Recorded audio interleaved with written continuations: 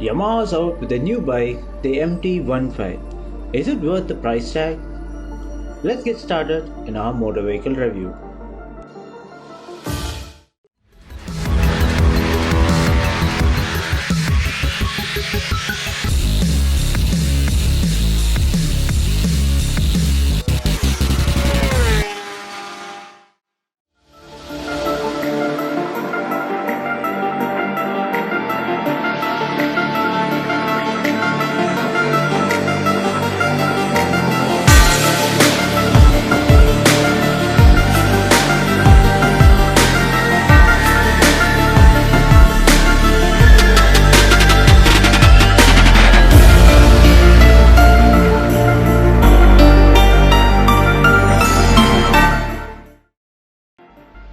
Let's get started with the headlights.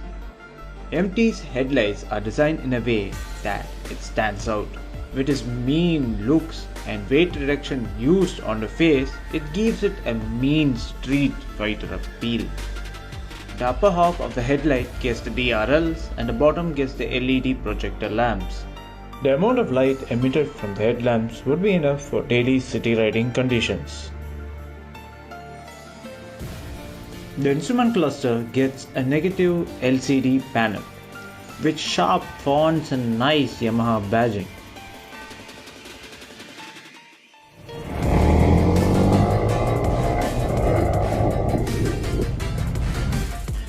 The rider can nicely see the gear indicator, speed, rev shift limiter and how much fuel is left. Due to a high glossy screen, it would be difficult for a rider to read during really sunny conditions. Fuel that can be supported up to 10 liters in the fuel tank, designed to look muscular and with different types of textures, with the Yamaha badging being placed on either side of the MT-15. Nicely done dual tone colors on the fuel cap and also the inserted placement of the vehicle key hole. If you notice, the vehicle has so much more of side padding to grip around the bike, topped up with a small bikini fairing. A simple design tail light is being placed at the edge of the seat, illuminated in LED, giving it a nice simple touch for the MT-15.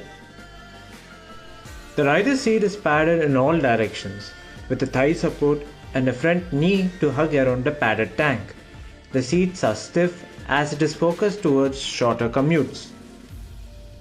With weight reduction in mind and more focus to a single riding experience, the vehicle is designed with a short tail seat.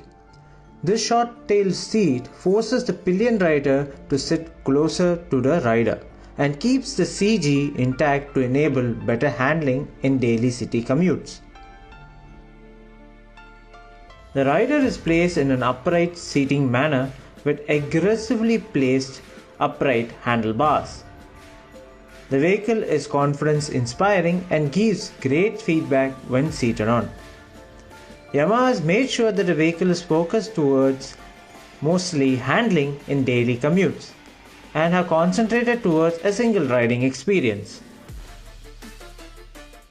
So what does the bike feel like? In short, it is super light body with a high revving 150cc engine. There is just so much fun in the bike. Riding through the traffic is just easy.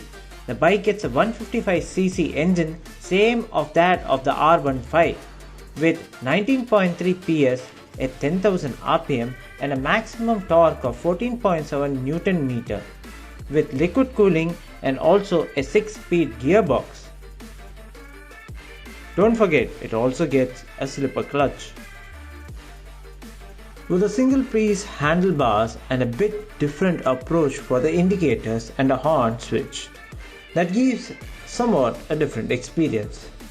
There will be confusion at the start while using the switches, as it is designed overall to give a unique experience. The front forks is normal and is being shared from the R15. And also the rear gets a monoshock. It would be great if Yamaha had to provide the upside down forks, as it would make sense for the price at which it is being given. Overall, the bike is just amazing and a well thought product from Yamaha for daily riding. They have seen the day-to-day problems of daily commute, putting together a vehicle that is targeted to move swiftly thanks to its low weight. Also sharing a power plant from the R15, which becomes aggressive at higher revs and plays very calm at lower revs.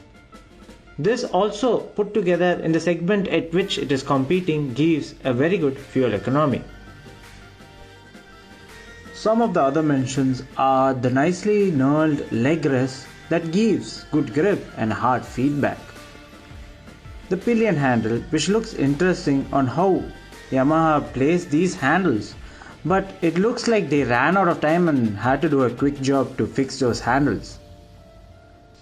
And also the extended mudguard, which is really long, which prevents the throw of mud and other road particles. The other mention is the swing arm. It's not a very interesting element of the vehicle, but they could have worked upon it for the price which they are offering. Yamaha should have put a little bit effort in providing a dual channel ABS over a single channel ABS. Talking about the brakes, the front comes with a Bibri and the rear comes with a Nissan. They had different characteristics on braking, but eventually at the end of the day, the braking was adequate enough. Overall, the bike is just amazing and a well thought product from Yamaha for daily riding. They have seen the day-to-day problems of daily commute, putting together a vehicle that is targeted to move swiftly thanks to its low weight. Also sharing a power plant from the R15, which becomes aggressive at higher revs and plays very calm at lower revs. This also put together in the segment at which it is competing gives a very good fuel economy. So the question is, should you buy the MT-15? Before you approach the MT-15, just think for a moment. Do you want something that is fun, light, something that you can become a part of? Then take the vehicle out for a test drive, feel the vehicle, and then make a conclusion whether the MT-15 is your choice.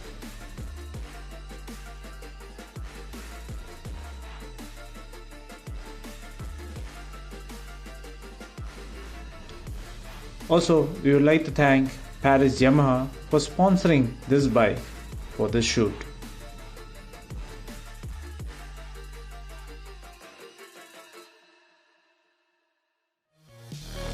Until then, don't forget to subscribe and like our channel.